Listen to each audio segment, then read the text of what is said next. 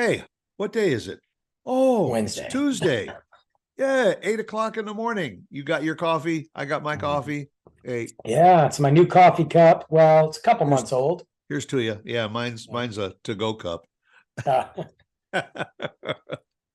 Well, folks, based on the background that you see behind us, we're talking about cities. yeah. And we're talking about sometimes the part of the city that ain't so popular, but they're going through transformations, and they've given that a word, and everything's got to have a word, and it's called gentrification. Or racism. Sorry. Well, yeah, Anyway, that's why I say that's they gave it a more palatable, yeah. word to cover up. Let's get rid of the old and bring in the new. You know what's funny is when I was not younger, but younger, and the word gentrification came out, I always thought it was genderfication. Gentrification. Yeah, like ER. And I was like, man, they just didn't even hide it. Right. They just they A just new flat word for coming out of the closet. God. But anyway, yeah, gentrification is interesting because the idea of it on paper, like most things, makes sense. There's been tons of, especially that Chicago back there. There's tons of areas in Detroit, Royal Oak, that the area is just taking a dive, and it happens a lot. It's not, Well, it every just major happens. city has an area that Everyone. that just starts to crumble. Old people move out. There's maybe a business left. And so you look at that city and you go, you got a couple options here. You can sit there and just let it falter and crumble and maybe turn into the ghetto, or you can invest some money into it and start buying up these abandoned homes. Maybe start offering some of these people some money to move out so that you can put a new face on it and make it hipster and all that again. And I understand part of that because sometimes it works out really well. And sometimes those cities like incorporate some of those older buildings into the area. I mean, there's streets in Detroit ain't nobody living on. So if you come in and try to do that, cool. My biggest problem with it, and really it's happening here in Frisco. Nobody talks about it, and because they're all too busy looking at the shiny new. Look at this shiny new thing over here, and look at the PGA, and blah Well, blah yeah, blah. the new 20-story apartment buildings that are going up. Right, and hey, we're getting Universal, and look at what our mayor did. Pfft, whatever. Um, but oh my God, guys, breaking news. Tony Bennett just died. Really? Sorry, guys, I had to stop. Tony Holy Bennett, cow. 96 years old, just passed away. Oh man. Lady Gaga's going to be upset. Man, Tony Bennett literally was the last of Yeah, that era. yeah, Man, RIP, man. That Tony Bennett's a legend. Anyway, sorry, absolutely. guys. Yep. Um, but you look at this area here, and there's several pockets of our Frisco area that are older, old homes, and they don't have the opportunity to fix them up. They're not bad homes. They're just old. Some people are doing the best they can. They're trying, right? Yeah, well, I mean, we look at it as the rail district in Frisco. It is that area where the original shops, and it's called Main Street. That's where the original businesses and everything were. Banks have been converted into businesses. A lot of the old Victorian style homes have been turned into boutiques and restaurants and everything. And that's part of that gentrification, is to take an older area and revitalize it a bit. Which is good. The That, problem that lies is you have people that, number one, they can't afford to keep up with the right. neighbors. They can't afford to keep up with the taxes. They can't, because everything just keeps going up and up and up. They're trying to make their home the best they can. You've got some people that have been here for 30, 40 years Right. when nobody cared about downtown And the Frisco. mortgage is paid. The mortgage is paid, Yeah. but they are being squeezed out around them. Houses are getting knocked down, put in businesses. Businesses are taking over old homes. You have little homes like I am squeezed between two businesses, and you just wonder, when is the city going to come in and go, hey, or a realtor or a developer go, we'll give you X amount of money. Now, some people might be like, hey, that's great. Yeah. But some people don't want to leave and they're being squeezed.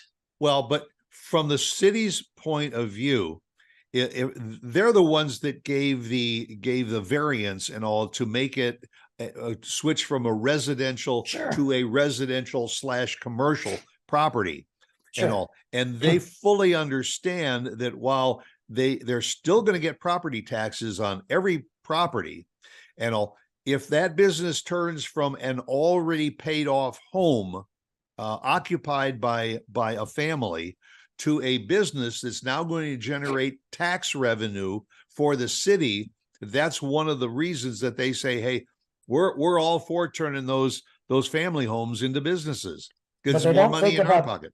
They don't think about the people that have lived there for years and are being contributed it to this city that are now displaced. They could care less. And you see all these people on Instagram and TikTok going, ooh, new realty open, new this. New.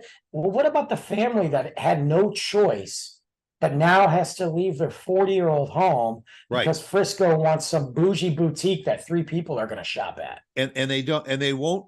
Those people will not relocate to another area here because they can't afford it. So they're going to relocate either out of city or out of state. You're literally forcing people to leave. And I got to tell you, I have a massive problem with that. There's got to be and people are like, well, that's capitalism. That's the way it is. And I'm like, this is why cities end up losing their culture. And this is why cities end up losing their personality. Yeah. Now, I will tell you that gentrification does work in some cases, and there's 2 major cities that I'm familiar with that did it. One was Indianapolis. Indianapolis's downtown area around the circle and everything for probably 20-30 years, little by little, the shops were leaving. One, because the suburbs became more attractive. Sure.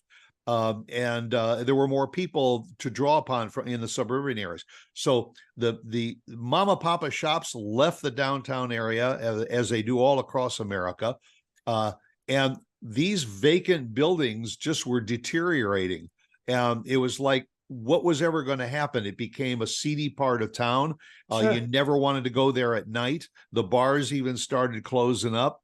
And that's where, Indianapolis is the capital of Indiana, and the government offices are right there in the center of town.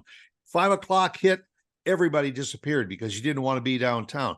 Well, they went through like a 20-year transformation where they came in, and it was really part of the government that came in to try and revitalize and uplift these buildings and bring new offices. And there isn't as much retail, but there's a lot more offices in the downtown area. So that brought the commuters in to use the downtown areas. So restaurants started coming back and attractions started coming back. And the other one was Baltimore. Baltimore had a very, very deteriorating waterfront.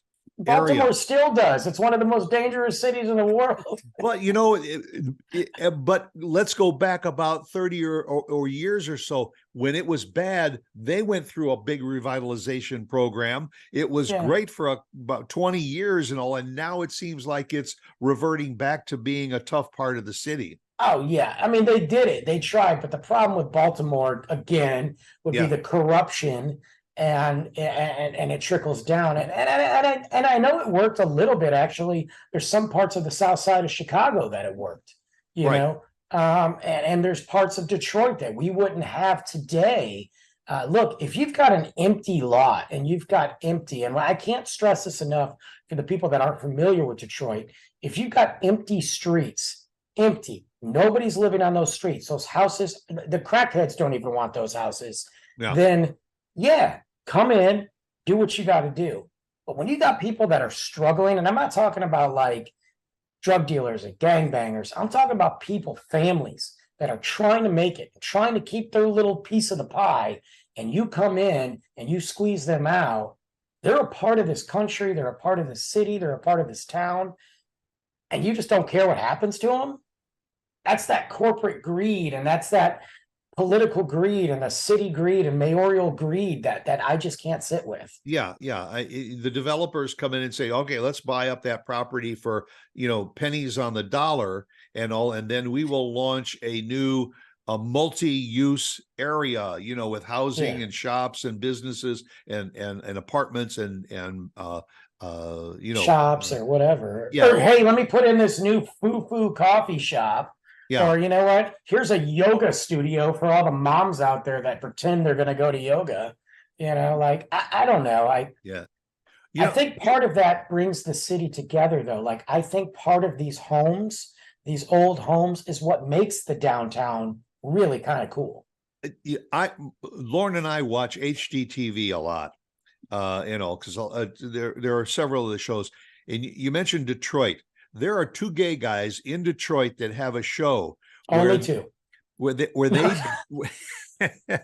well, they have bought like every old decrepit vacant dilapidated home on a particular city block. Sure. And one by one they bought some of these homes for like $5,000. Oh yeah. And all, and I mean, there's holes in the roof and holes in the floor and everything, but they go in and they'll buy this house for $5,000 and they'll put about 40,000 into it, and then they'll turn around and sell it for about 60. And what they're doing is they are taking, demolished areas, and one by one they're refurbishing these homes one at a time. Absolutely. And selling them to the very people that either are living in that neighborhood or used to live in the neighborhood and want to come back. And all. And I love that. That's a great idea. Very positive program. Yeah. And I know Detroit because there's homes there that even now I could go buy and drop 10 grand, 15 grand and get a home. And the bones of those homes are great. Now you got to have the time, talent, patience, and money to fix it. But I'm all for that. Look, bring something where you're not really changing the vibe, because there's some beautiful buildings in these, and even parts of Dallas and Chicago and Detroit and Philly, and that they just need a little love. And to me, I know the government won't do it because there's no money in that.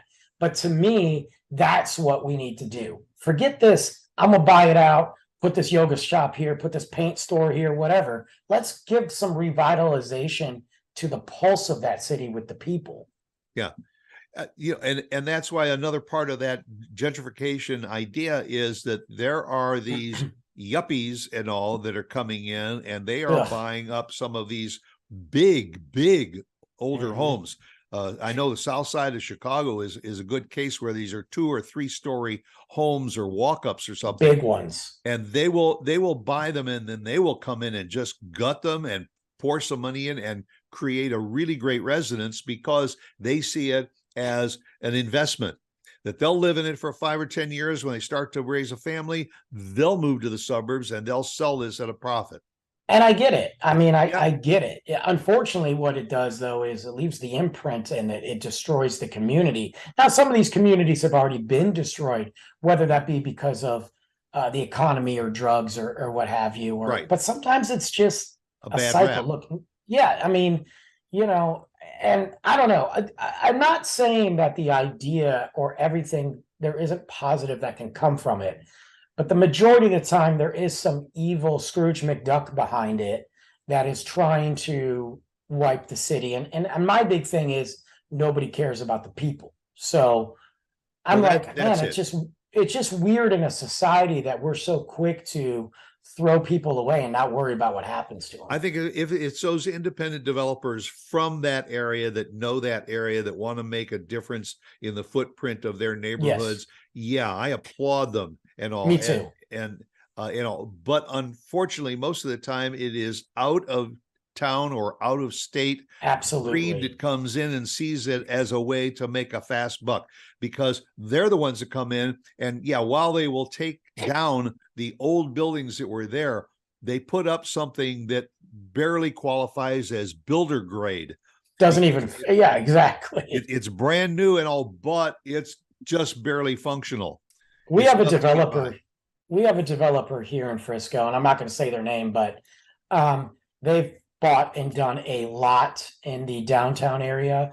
There's been a couple things that they've done that I'm like, dude, that's really cool. But I've started as I walk and I go for my jogs and I see some of their homes that they put in, and I'm like, this was a home that was actually really nice looking. Right. You've bought it, taken it down. Now you've put up this LA box and tried to modernize it. Matter of fact, we have a huge complex downtown Frisco right now that, quite frankly, is an eyesore, in my opinion.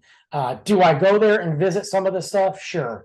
Do I go there and play on the rooftop? Sure, with Luke. But if you look at it, it's got a couple stores, a really cool coffee shop, and a beauty salon, and that's it, and a bunch of empty buildings. And it's been sitting there for years, developing. And I'm like, this is what you got rid of all this stuff for? You got rid of that to put this eyesore in Frisco that doesn't even make sense? And what used to be there was one of the greatest ice cream shops ever. Absolutely. That they you took can get down rid of the car wash that was there. The car wash and the ice cream shop. But the ice cream shop, and instead, when you go on the roof, there's a mural of the old ice cream shop. Talk about a slap in the face, huh? Hey, remember that ice cream shop? They moved and then they went out of business because nobody wanted that. Dude, this was the old school ice cream shop. Right, it was your old Tasty Freeze type. They should have built the old original around Dairy it. Queen. Yeah. Meanwhile, you got this overpriced beauty salon, a t-shirt store that, okay, cool, whatever. A good coffee shop. I'm gonna give them some love. Yeah, yeah. And that's it. You got a restaurant that says coming soon for the last 2 years. Right. I don't like that development company. They also have another building just on the other side, and it's big. I don't know what's going to be there. It's been sitting empty for the last year and a half, and they're like, new from so-and-so development. And I'm like, there's nothing in it. You're just making money. Yeah, I don't like them at all. Yeah, yeah. Yeah, there's several sides to gentrification and all. And I mean, if it's done right with the people in the community in mind, great. Because honestly, gentrification has been going on for centuries and centuries. Absolutely. It goes back to the old Roman area. No, absolutely.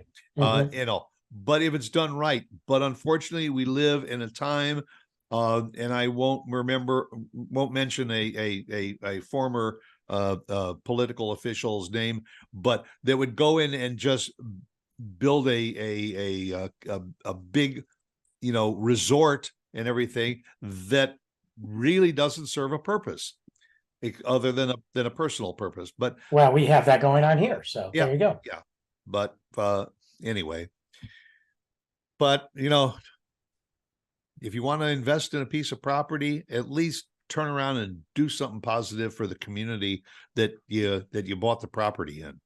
That makes sense to me. Agreed.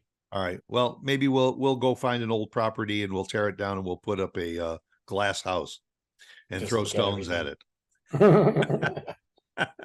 All right. Catch you next week. Go out and make it a good one.